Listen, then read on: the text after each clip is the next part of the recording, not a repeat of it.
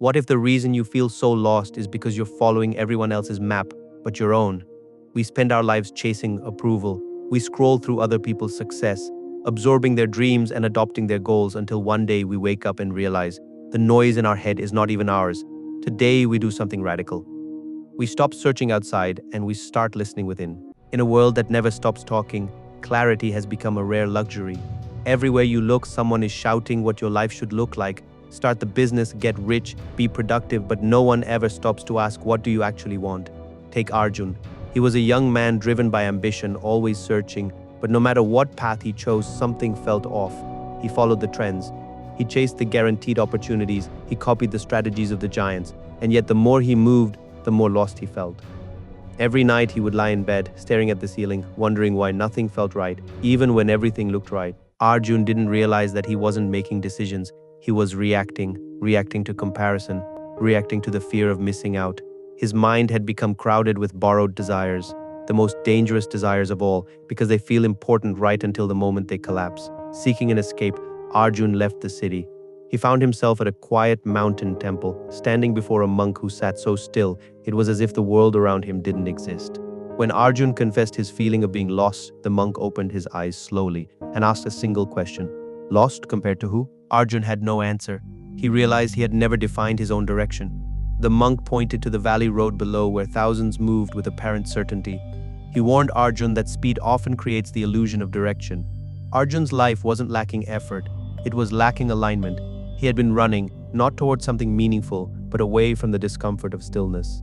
Arjun sitting cross-legged with eyes closed, abstract visuals of swirling smoke or noise clearing. The monk told him that before he could choose a path, he had to remove what was not his. As Arjun closed his eyes, the silence was quickly replaced by a storm of voices. The expectations of his parents, the comparisons to his peers, the pressure to be more. The monk explained that Arjun's identity had been built by everything he consumed but never questioned. He asked Arjun a terrifying question. If I take away your job, your status, and your goals, who are you? In that emptiness, Arjun found the beginning of clarity. The monk taught him that most people make decisions based on outcomes, on what they will get or what people will think. But those who truly find their path make decisions based on principles. Outcomes change, the world changes, but principles remain. The monk told him to find his compass by asking what he valued when no one was watching. Not what sounds good, but what feels true. For Arjun, the values were simple: peace, growth, freedom. The monk's instruction was clear. Every decision must now pass through this filter. If it disturbs your peace or traps your freedom, it is not your path. When Arjun worried about missing opportunities, the monk simply smiled. He said that clarity is not gained by adding more, but by removing what is unnecessary. Every yes to the wrong thing is a no to the right one. We live in a world where everything is available, but nothing feels meaningful. Because meaning requires limitation. It requires choosing and letting go. Arjun didn't leave the mountain with all the answers.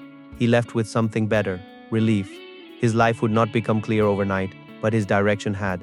He understood now that purpose is not found in a single, lightning-bolt moment. It is built, brick by brick, through consistent alignment. He stopped searching for the perfect path. He stopped comparing, and instead he chose to live, one aligned decision at a time.